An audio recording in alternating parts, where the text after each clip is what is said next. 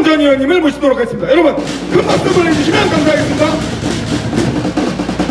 네, 안녕하십니까. 태극 의병 여러분. 방금 로스앤젤레스에 계시는 김평우 변호사님이 보내신 영상 편지를 들으셨는데 이해가 가십니까? 100% 이해를 하셨습니까? 제가 좀 김평우 변호사님 이 편지를 중심으로 오늘 국내 정치 좀 말씀을 드리겠습니다. 김평우 변호사가 한 2주 전에 일탄을 보냈습니다. 거기에 박근혜 대통령 탄핵의 시작 과정을 참여했던 변호사로서 설명을 하시면서 당시 총리로 했던 황교안 씨가 박근혜 대통령 탄핵의 최고 책임자다. 다른 말로 하면 거의 주범이라고 좀 비판을 했습니다. 그러자 지금 이 유튜브 상에서도 난리가 나 있습니다. 유튜브끼리도 지금 막 싸움을 벌이고 있습니다. 그런데 오늘 이 말씀은 김평우 변호사님 얘기는 그 편지를 보내고 났더니 황교안이를 너 왜 비판하느냐, 황교안이 외에 다른 대안이 있느냐, 자유한국당 중심으로 내년 선거를 치러야 되는 거 아니냐, 황교안이 비판하는 당신은 보수 분열주의자다, 그렇게 자기가 비난을 받고 있다.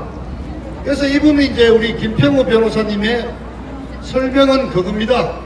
공산화가 될 수도 있다 하는 그런 무시무시한 얘기를 하면서 자유한국당 무조건 지지해라 하는 얘기는 현재 자유한국당 안에 있는 탄핵 찬성파들, 탄핵 추진 세력이 탄핵을 추진한 자기들에 대한 비판을 잠재우기로 우리 태극기 혁명군들이 입도 못하게 입을 막는 아주 정치적인 술책이다.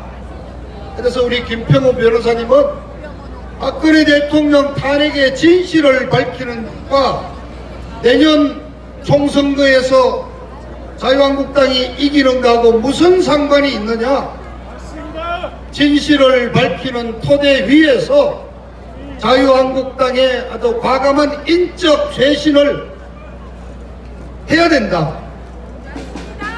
그렇게 함으로써 새로운 모습으로 자유한국당이 태어나서 선거를 치러야지 이길 수 있다. 보수 개혁이 먼저다.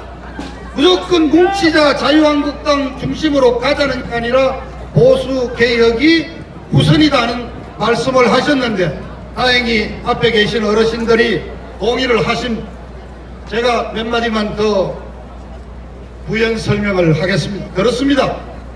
자유한국당 내부에 과감한 인적 청산이 있어야 합니다. 지난번 선거 때 공천심사위원으로 참여했던 소설가 이문열 선생이 오늘 아침 어느 신문에 인터뷰 기사가 났죠. 아주 단적으로 얘기했습니다. 지금 자유한국당 안에는 죽었어야 될 인간들이 살아서 지금 막 버젓이 돌아다니고 있다. 공감하시죠?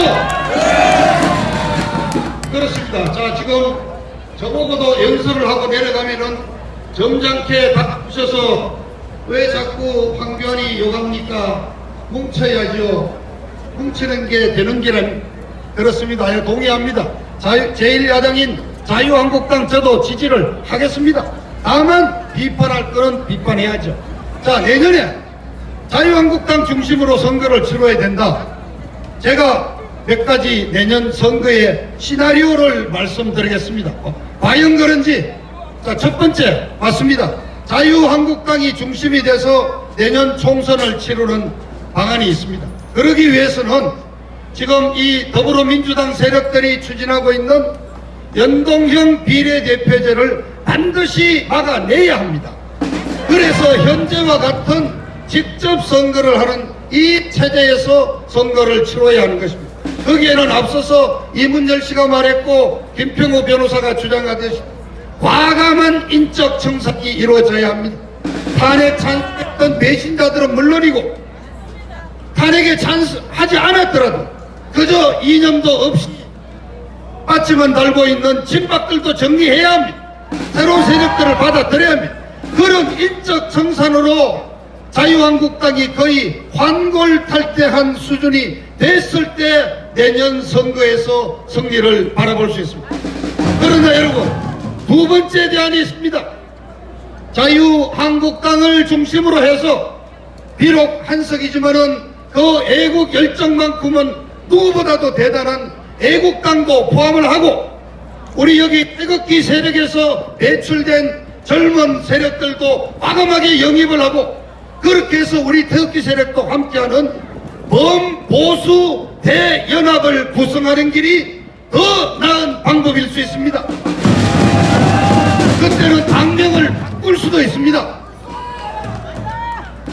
왜 이런 범보수 대연 같은 얘기를 하지 않고 우선 있는 자유한국당으로 그냥 가자고 탄핵 찬성해서 뛰어나갔던 저 50여 명 그대로 받아주시겠습니까?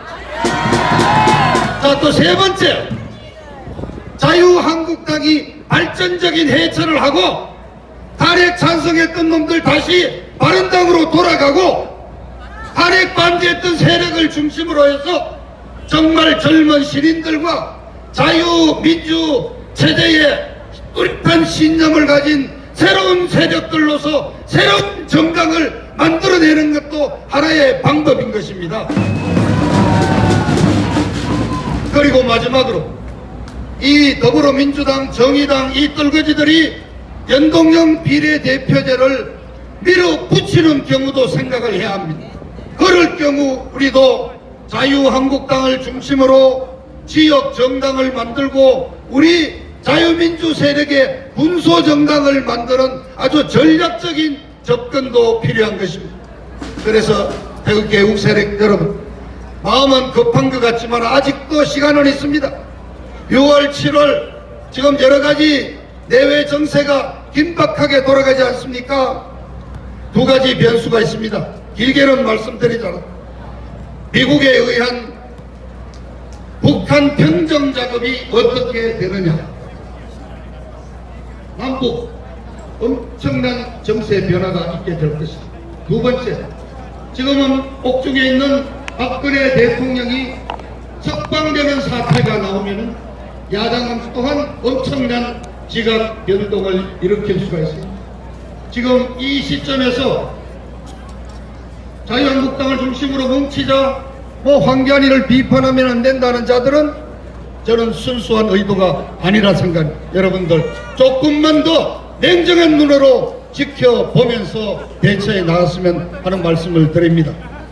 그리고 한 가지는 더 드려야 돼요. 이번 호국의 달 6월은 현충일에서 문재인이가 한 망언 때문에 완전히 그냥 나라가 지금 두 쪽으로 쪼개져 버렸습니다. 근데 여러분 아시죠? 그럼 왜 이런 얘기를 문재인이가 하는 것일까 이겁니다. 첫째, 저는 이 문재인이 둘러싼 이 주사파 정권들은 대한민국 건국의 정통성을 부인하고 북쪽이 주장하는 사회주의 중심의 역사를 만들어내고자 이런 억지를 부리고 있는 것입니다. 한국 우리 의병 광복군이 좀 그렇습니다만은 늦게 41년 12월에 겨우 결성이 됩니다. 그리고 김원봉이는 42년 8월경 여름에 의용군을 데리고 합류를 합니다. 그런데 본래부터 중공 쪽으로 활동을 했기 때문에 거의 대부분의 병력이 모택동이 따라서 장정으로 가버렸고 겨우 김원봉이하고 주변 한 20-30명만 겨우 광복군에 합류를 해서 별도의 대대를 만들지 못했습니다.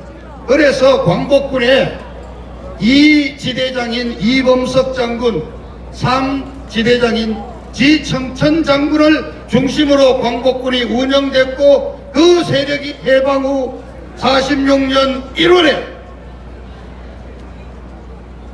의용 수비됩니까? 의용군으로 만들어지면서 국군의 시작이 되는 것입니다. 그런데 이 자들은 이 48년 건국의 정통성을 부인하기 위해서 어거지로 이 김범봉이라는 자를 데려다가 지금 하고 또 두 번째 이유가 있습니다. 자 보십시오. 문재인이가 제일 존경하는 사람으로서 신형복이를 꽂았죠. 그것도 올림픽 전야제 간담회 윤희상이를 존경한다. 그리고 월명에 의해서 월남이 폐망 그날 자기는 엄청난 희열을 느꼈다고 그랬습니다. 이제는 호국 영령들이 잠들어 계신 국립묘지에서 6.25는 단 한 번도 언급하지 않고 6.25를 일으킨 그 주체인 국회를 단 한 번도 언급하지 않고 애국에 무슨 좌우가 있느냐 보수 진보가 있느냐 그냥 물타기를 하고 한마디로 말해서 문재인이의 일련의 발언을 묶어보면은 문재인이는 북한에 의한 적과 통일을 나는 바란다. 나는 빨간 색깔이다. 아예 커밍아웃을 했다고 생각합니다.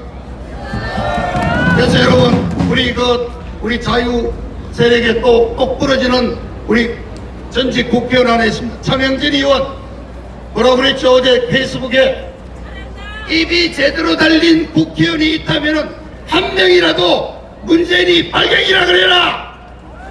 맞습니다. 그랬더니 이해찬이가 어제 오후에 벌써 차명진이 정계 은퇴시키라 그러는데 왜 그런 얘기 못합니까?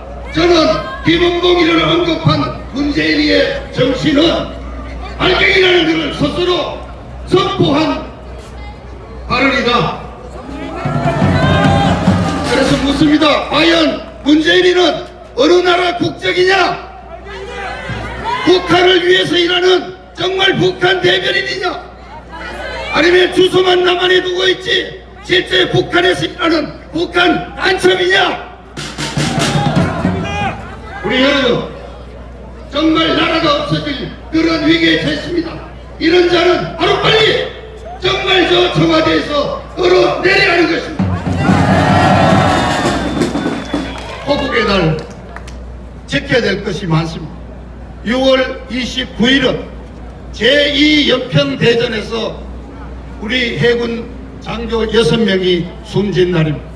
또 6월 19일은 미국 대학생 존 원비어가 북한에 관광여행 갔다가 돌아올 때쯤 돼서 신고 다니는 운동화를 그 신문지로 싸가지고 가방에 넣었는데 세관 출국하는 날 검색대에서 우리 어떻게 수령님 사진이 들어있는 신문으로 신발을 싸느냐고 그렇게 잡혀가서 간첩으로 고문을 2년 동안 받다가 미국에 거의 죽기 직전에 미국으로 보내서 바로 고문으로 사망한 날이 6월 19일입니다. 이러한 호국 영령들 앞에 문재인이가 6.25를 일으킨 특급 전범 김은봉이를 존경한다고 말하면서 훈장을 주겠다 그러는 이 문재인 좌파 정부는 더 이상 대한민국 정부가 아닌 것입니다.